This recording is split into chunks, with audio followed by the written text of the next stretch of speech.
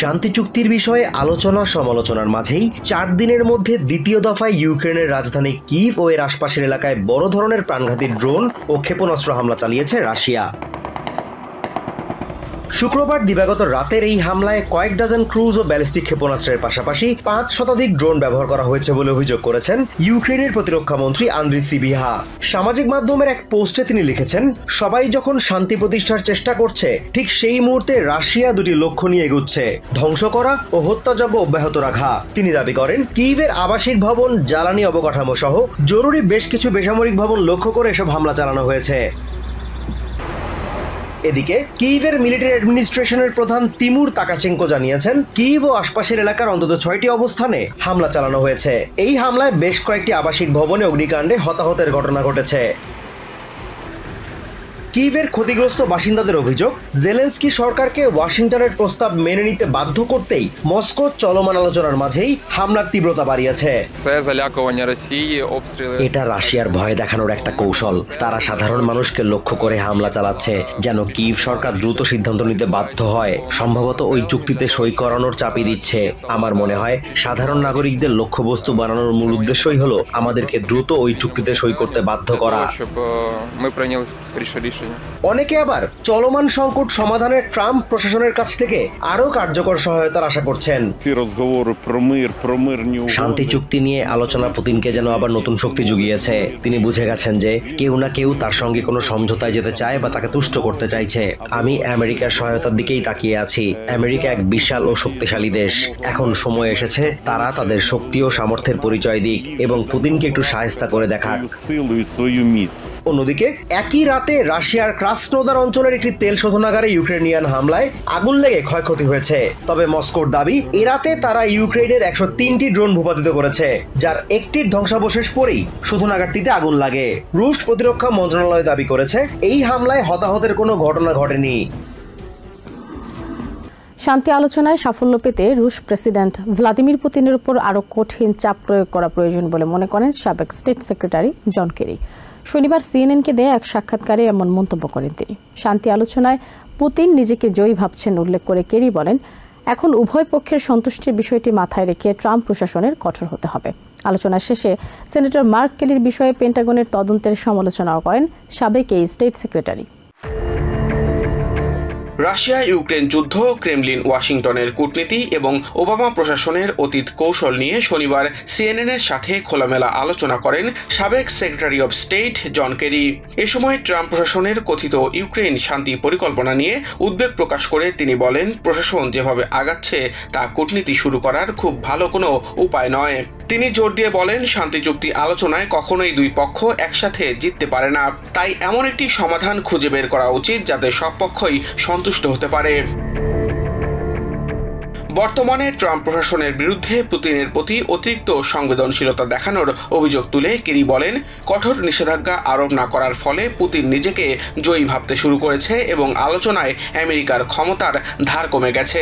2014 সালে ক্রাইমিয়া দখলের পর ওবামা প্রশাসন কেন আরও কঠোর হয়নি, এমন সমালোচনার জবাবে কেরি বলেন, সে সময় তৃতীয় বিশ্বযুদ্ধ শুরুর পরিস্থিতি ছিল। সে পথে না হেঁটে চাপ সৃষ্টি করাই তাদের লক্ষ্য ছিল বলে পরিষ্কার করেন তিনি। তবে বর্তমান পরিস্থিতিকে ভিন্ন আখ্যায়িত করে তিনি বলেন, পুতিন মনে করছেন তিনি জিততে চলেছেন, তাই স্থায়ী শান্তির জন্য এখন আমেরিকাকে আরও কঠোর হতে হবে। সবশেষে সেনেটর মার্ক কেলির বিরুদ্ধে পেন্টাগনের তদন্তের সমালোচনা করে জন কেরি বলেন, সম্মানিত সামরিক কর্মকর্তাদের বিরুদ্ধে সামরিক আদালত বা দেশদ্রোহিতার হুমকি দেওয়া দেশের জন্য খুবই দুঃখজনক। যুদ্ধবন্ধে ইউক্রেনের প্রতিনিধি দলের সাথে রবিবার বৈঠকে বসেছেন স্টেট সেক্রেটারি মার্কো রুবিও, বিশেষ দূত স্টিভ উইটকফ এবং জ্যারেড কুশনার।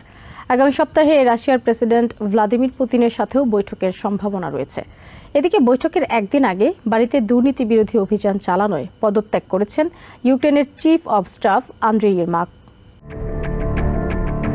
3 বছরেরও বেশি সময় ধরে চলছে ইউক্রেন রাশিয়ার যুদ্ধ।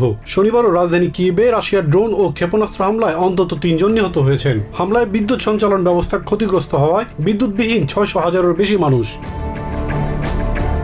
এমন পরিস্থিতিতে যুদ্ধবন্ধ ও শান্তি আলোচনার লক্ষ্যে রবিবার ফ্লোরিডায় ইউক্রেনীয় প্রতিনিধির সাথে বৈঠক করবেন state secretary Marco Rubio, president Donald ট্রাম্পের বিশেষ দূত স্টিভ উইটকফ ও জেরেড কুশনার। দুই পক্ষের বৈঠকের পর আগামী সপ্তাহে রাশিয়ার প্রেসিডেন্ট ভ্লাদিমির পুতিনের সাথেও যুদ্ধবন্ধে বৈঠক হবে আশা করছে ট্রাম্প প্রশাসন।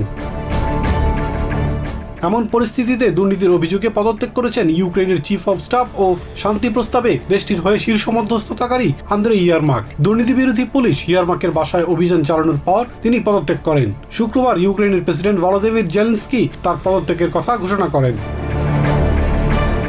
নাম প্রকাশে অনিচ্ছুক দুই ইউক্রেনিয়ান কর্মকর্তা জানিয়েছেন রবিবার ফ্লোরিডার বৈঠকে ইয়ারমাকের পরিবর্তে ইউক্রেনের নিরাপত্তা পরিষদের সেক্রেটারি রুস্তেম উমেরভ আলোচনায় নেতৃত্ব দিতে পারেন। ইয়ারমাকের পদত্যাগে ভলোদিমির জেলেনস্কি আরও দুর্বল হয়ে পড়বেন বলে মনে করেন অক্সিওস নিউজের deputy managing editor Dave Lawler. ইয়ারমাকের পদত্যাগে ইউক্রেন যুদ্ধে জেলেনস্কির আগাম পরাজয় বলেও মনে করেন তিনি। ইন্দোনেশিয়ার সুমাত্রা দ্বীপে গত এক সপ্তাহে ঘূর্ণিঝড় ও ভারী বর্ষণে সৃষ্ট বন্যা ও ভূমিধসে ভয়াবহ পরিস্থিতি তৈরি হয়েছে। দেশটির দুর্যোগ ব্যবস্থাপনা সংস্থা বিএনপিবির তথ্য অনুযায়ী শনিবার সন্ধ্যা পর্যন্ত ৩০৩ জনের মৃত্যু হয়েছে। একই সঙ্গে শতাধিক মানুষ এখনো নিখোঁজ থাকায় হতাহতের সংখ্যা আরও বাড়তে পারে বলে আশঙ্কা করা হচ্ছে। শনিবার রয়টার্সের প্রতিবেদনে বলা হয়, পশ্চিম সুমাত্রার আগাম জেলায় উদ্ধারকারীরা নতুন করে বেশ কয়েকটি মরদেহ উদ্ধার করেছে। এখন পর্যন্ত ৫০০রও বেশি মানুষ আহত এবং ৭৫,০০০-এর বেশি মানুষ বাস্তুচ্যুত হয়েছেন। ক্ষতিগ্রস্ত হয়েছেন ১০০,০০০-এরও বেশি মানুষ। ইন্দোনেশিয়ার আচেহ প্রদেশে ভয়াবহ বন্যায় কয়েকদিন পরও বিচ্ছিন্ন গ্রামগুলোর শত শত মানুষ এখনো খাবার ও চিকিৎসা সহায়তার অপেক্ষায় রয়েছে। দাগাং রায়া গ্রামের প্রধান মুস্তফা হাশিম জানান, তীব্র খাদ্য সংকট মোকাবিলায় তারা নিজেরাই একটি সাময়িক রান্নাঘর চালু করেছেন।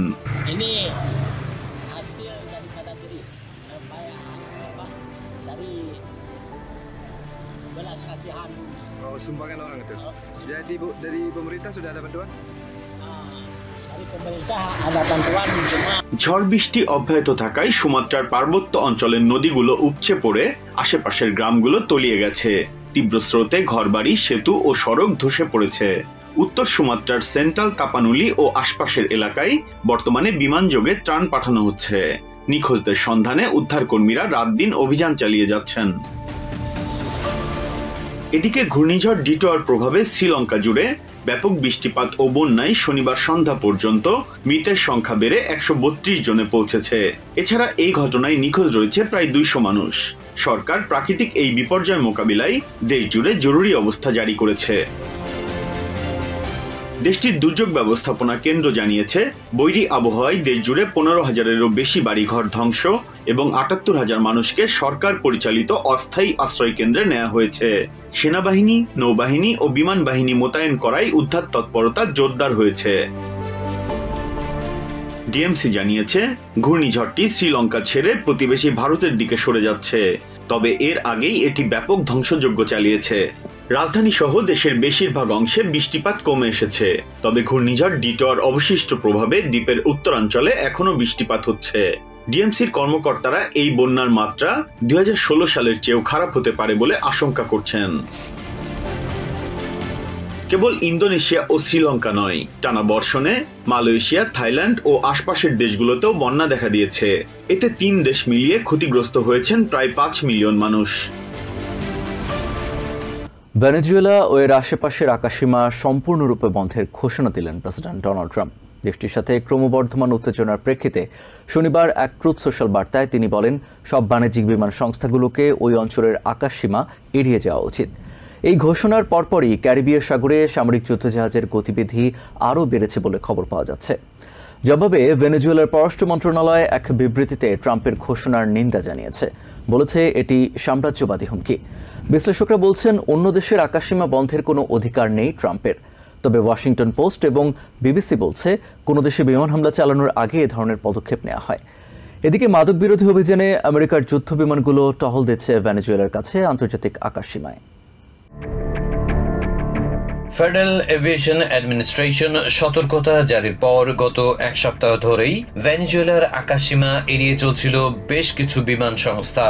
ক্যারিবীয় সাগরে আমেরিকার ব্যাপক সামরিক উপস্থিতিতে ক্রমবর্ধমান উত্তেজনার প্রেক্ষিতে এমন উদ্যোগ নিতে দেখা গেছে। কিন্তু শনিবার ট্রুথ সোশ্যালে ভেনেজুয়েলা ও এর আশেপাশের আকাশসীমা সম্পূর্ণরূপে বন্ধের কথা বিবেচনা করা উচিত বলে ঘোষণা দিলেন প্রেসিডেন্ট ডোনাল্ড ট্রাম্প। তিনি জানালেন সব বাণিজ্যিক বিমান সংস্থাগুলোকে ওই অঞ্চলের আকাশসীমা এড়িয়ে যাওয়া উচিত।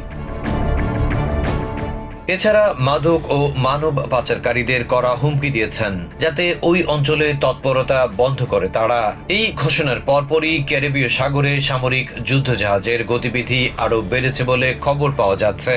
বিশ্বের সবচেয়ে বড় রণতরী ইউএসএস জেরাল্ড আর ফোর্ড এই মুহূর্তে সেখানে মোতায়েন আছে, যাতে ৭৫টির বেশি যুদ্ধ বিমান ছাড়াও বেশ কিছু হেলিকপ্টার রয়েছে। এর বাইরে ১৫,০০০-এর বেশি মেরিন সেনার উপস্থিতিতে ওই অঞ্চলে আমেরিকার সামরিক সমাবেশে আতঙ্ক বিরাজ করছে।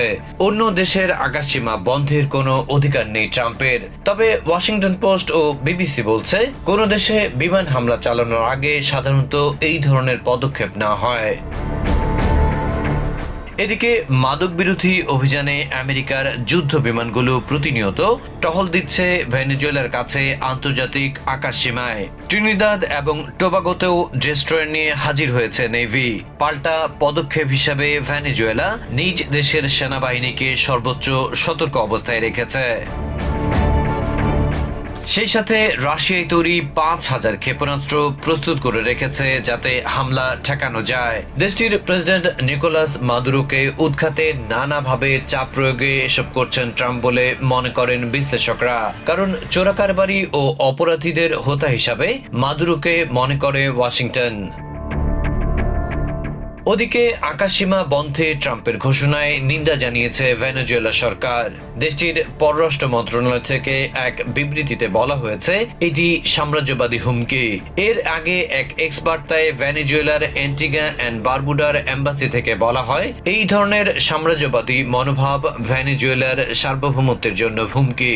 Injusto porque hay personas que necesitan viajar. Que iba a pasar Navidades con sus familiares aquí, ya no lo pueden hacer. অন্যদিকে আকাশসীমা বন্ধের ঘোষণায় ক্ষোভ জানিয়েছেন রাজধানী কারাকাসের বাসিন্দারা। তারা হামলার আতঙ্কে ভুগছেন। বলছেন ট্রাম্প অন্যায়ভাবে তাদের উপর যুদ্ধ চাপিয়ে দেওয়ার চেষ্টা করছেন। গত বৃহস্পতিবার প্রেসিডেন্ট ঘোষণা দিয়েছিলেন, সাগরে মাদক চোরাচালান ঠেকাতে ব্যবস্থা নেওয়ার পর এবার স্থলপথে অভিযান চালাবে আমেরিকান সেনারা। এদিকে মাদকের বিরুদ্ধে সোচ্চার হিসেবে নিজেকে জাহির করলেও একই দিনে চোরাচালানে অভিযুক্ত হন্ডুরাসের সাবেক প্রেসিডেন্ট হুয়ান অরল্যান্ডো হার্নান্ডেজকে মুক্তি দেওয়ার ঘোষণা দিয়েছেন ডোনাল্ড ট্রাম্প। অথচ এই হুয়ানের বিরুদ্ধে আমেরিকার মাটিতে ৪০০ টন কোকেন পাচারের সুনির্দিষ্ট অভিযোগ আছে।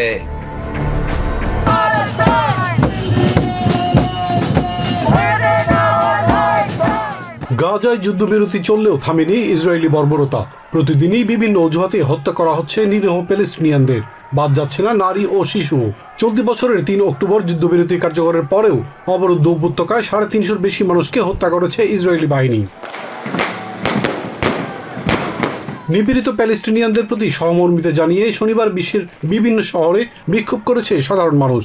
লন্ডনে এই বিক্ষোভে অংশ নেয় হাজারো প্যালেস্টাইন সমর্থক। ইসরায়েলের বর্বরতার নিন্দা জানিয়ে স্লোগান দেয় তারা। ফ্রি প্যালেস্টাইন স্লোগানে মুখরিত হয়ে ওঠে লন্ডনের রাজপথ। এ সময় বেশ কিছু বিক্ষোভকারী ইউরোভিশন সঙ্গীত প্রতিযোগিতায় ইসরায়েলের নিষেধাজ্ঞার দাবি তোলেন। এই দাবির সঙ্গে একাত্মতা পোষণ করেছে নেদারল্যান্ড, স্লোভেনিয়া, আইসল্যান্ড, আয়ারল্যান্ড এবং স্পেন।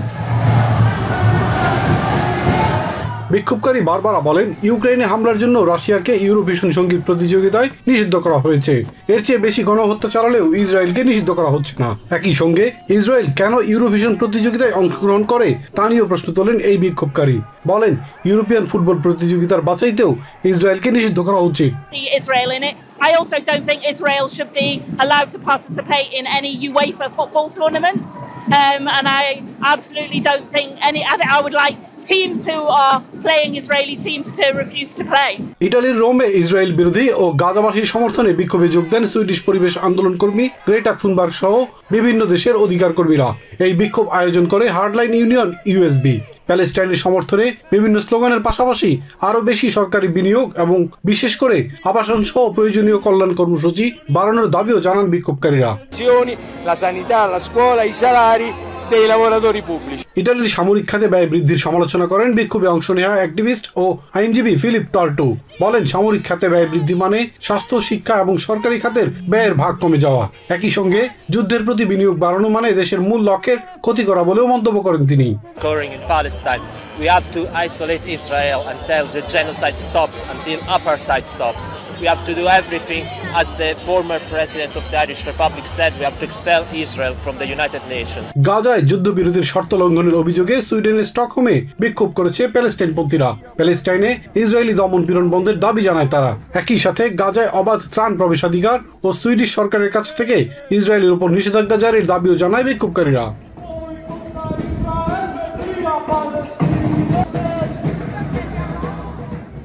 আন্তর্জাতিক প্যালেস্টাইন সংহতি দিবস উপলক্ষে আয়ারল্যান্ডের রাজধানী ডাবলিনে বিক্ষোভ করে হাজারো মানুষ। ইসরায়েলের বিরুদ্ধে নিষেধাজ্ঞার দাবি জানিয়ে স্লোগান দেয় বিক্ষোভকারীরা। ইসরায়েলের বিরুদ্ধে বাণিজ্য ও সামরিক সহযোগিতা স্থগিত করতে আয়ারল্যান্ড সরকারের প্রতি আহ্বান জানান প্যালেস্টাইন সমর্থকরা।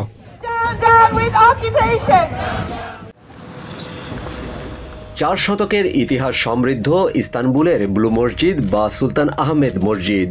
এই স্থাপনাটি শুধু মুসলিম বিশ্বেই নয়, বিশ্বের ধর্মীয় ঐতিহ্যের এক অনন্য প্রতীক। আর সেই প্রতীকের দেয়ালে নতুন ইতিহাস লিখলেন ক্যাথলিক চার্চের প্রধান পোপ চতুর্দশ লিও। অটোমান স্থাপত্যের শ্রেষ্ঠ নিদর্শন ব্লু মসজিদে স্থানীয় মুসলিম ধর্মীয় নেতৃবৃন্দের সঙ্গে জুতা খুলে প্রবেশ করেন পোপ লিও। পায়ে সাদা মোজা পরেই মসজিদের ভেতরে ঘুরে দেখেন তিনি। তার সঙ্গে ছিলেন মসজিদের ইমাম ও ইস্তানবুলের মুফতি। প্রায় 20 মিনিটের এই সফরে প্রার্থনা না করলেও পোপের উপস্থিতিতে ছিল ধর্মীয় পারস্পরিক শ্রদ্ধার বার্তা। মসজিদের মুয়াজ্জিন আসকিন মুসা তুনচা জানান, তিনি পোপকে প্রার্থনার প্রস্তাব দেন, কিন্তু পোপ নরম হাসিতে জবাব দেন আজ তিনি শুধু দেখতে এসেছেন। এই সফরের মাঝেও হাস্যরস ছুঁয়ে যায় পরিবেশকে। বের হওয়ার পথে একটি দরজায় নো এক্সিট লেখা দেখে পোপ জানতে চাইলে মুয়াজ্জিন তখন জবাব দেন তিনি চাইলে এখানে থাকতে পারেন। ব্লু মসজিদের ঠিক সামনেই দাঁড়িয়ে থাকা হায়া সোফিয়া। অটোমান শাসন আমলের এই মসজিদটি একসময় খ্রিস্টানদের অন্যতম পবিত্র গির্জা হিসেবে রূপান্তর করা হয়েছিল। পূর্ববর্তী পোপ ফ্রান্সিসও সেখানে গিয়েছিলেন, কিন্তু পোপ লিও সেখানে যাননি, যার কারণ ব্যাখ্যা করেনি Vatican.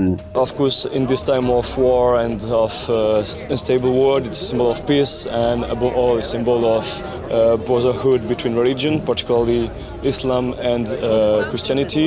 We have some problem and issue with the far right or the right in Europe, and we can show with this sign that religion can live together without problem with this mosque and the Pope. পরে Istanbul সফরের এক পর্যায়ে ইস্তানবুলের Syriac orthodox চার্চে যান pope লিও। সেখানে church ও স্থানীয় খ্রিস্টান নেতাদের সঙ্গে বৈঠক করেন তিনি। পরে ইস্টার্ন অর্থোডক্স চার্চের প্রধান প্যাট্রিয়ার্ক বার্থোলোমির সঙ্গে যৌথ উপাসনায় অংশ নেন তিনি। ধর্মের নামে সহিংসতা প্রত্যাখ্যান করে এক যৌথ ঘোষণাপত্রেও সই করেন তারা। ইস্তানবুলের ভক্সওয়াগন এরেনায় হাজারো মানুষের উপস্থিতিতে প্রার্থনা সভায় পোপ লিও সকল ধর্মের প্রতি সম্মান ও বিশ্বে চলমান রক্তক্ষয়ী সংঘাত বন্ধে মানবিক ও রাজনৈতিক নেতৃত্বের প্রতি আহ্বান জানান। সব সমালোচনা এবং প্রতিবাদ উপেক্ষা করে নিজেদের যুব সংগঠন জেনারেশন ডয়েচল্যান্ড প্রতিষ্ঠার ঘোষণা দিয়েছে জার্মানির ডানপন্থী রাজনৈতিক দল অল্টারনেটিভ ফর জার্মানি AFD। শনিবার দেশটির গিসেন টাউনে এই উপলক্ষে এক কংগ্রেসের আয়োজন করা হয়। সেখানে 8 শতাধিক অংশগ্রহণকারীর উপস্থিতিতে সংগঠনের রূপরেখা, নীতিমালা এবং কার্যক্রমের রূপরেখা প্রণয়ন করা হয়। এদিন যুব সংগঠনটির কর্ণধার হিসেবে জন ক্লোদ পাস্কাল নির্বাচিত হন। নির্বাচিত হওয়ার পর প্রথমেই কড়া ভাষায় রুশ বিরোধী বক্তব্য দেন তিনি। এলিস উইডেল, টিনো ক্রুপাল্লা বা এই কক্ষে থাকা অন্য কেউই রাশিয়া বা অন্য কোনো দেশের সেবক নন। আমরা জার্মান দেশপ্রেমিকরা সর্বদা নিজেদের জিজ্ঞেস করি কোন কাজে জার্মানির ও আমাদের নাগরিকদের উপকার হবে এবং আমরা সেই অনুযায়ী কাজ করি। অতীতে এমনই হয়েছে, বর্তমানে এমনই হচ্ছে এবং ভবিষ্যতের সরকারি দায়িত্বেও এমনই হবে। দেশের উন্নয়নে এএফডির বিভিন্ন কার্যক্রমে তরুণদের সাথে নিয়ে সর্বাত্মক সহযোগিতার অঙ্গীকার করেন এই তরুণ নেতা। এদিকে এএফডির যুব সংগঠনের আত্মপ্রকাশের প্রতিবাদে গিটসেন টাউনে অনুষ্ঠান স্থলের বাইরে বিক্ষোভ করেছে হাজার হাজার মানুষ।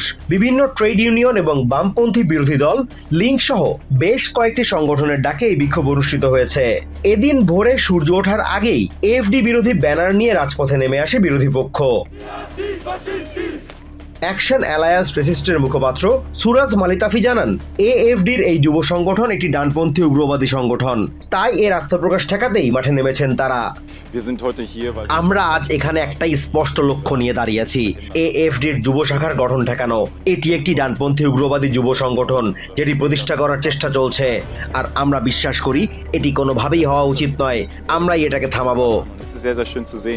ভোরবেলা শুরু হওয়া বিক্ষোভ শান্তিপূর্ণ হলেও যে কোনো ধরনের পরিস্থিতি এড়াতে সেখানে আগে থেকেই অতিরিক্ত পুলিশ মোতায়েন করা হয়। বেলা বাড়ার সাথে সাথে বিক্ষোভ সহিংস রূপ নেয়। বিক্ষোভকারীদের সাথে পুলিশের দফায় দফায় সংঘর্ষের ঘটনা ঘটে। শুক্রবার একাধিক গণমাধ্যম দাবি করে শনিবারের এই বিক্ষোভে 50,000-এর বেশি মানুষ অংশ নিতে পারে। সে অনুযায়ী পুলিশও আগে থেকে সব ধরনের প্রস্তুতি নিয়ে রাখে। মহাসড়কের একটি সেতু দখলে নেওয়ার চেষ্টা করলে পুলিশের সাথে বিক্ষোভকারীদের সংঘর্ষ শুরু হয়।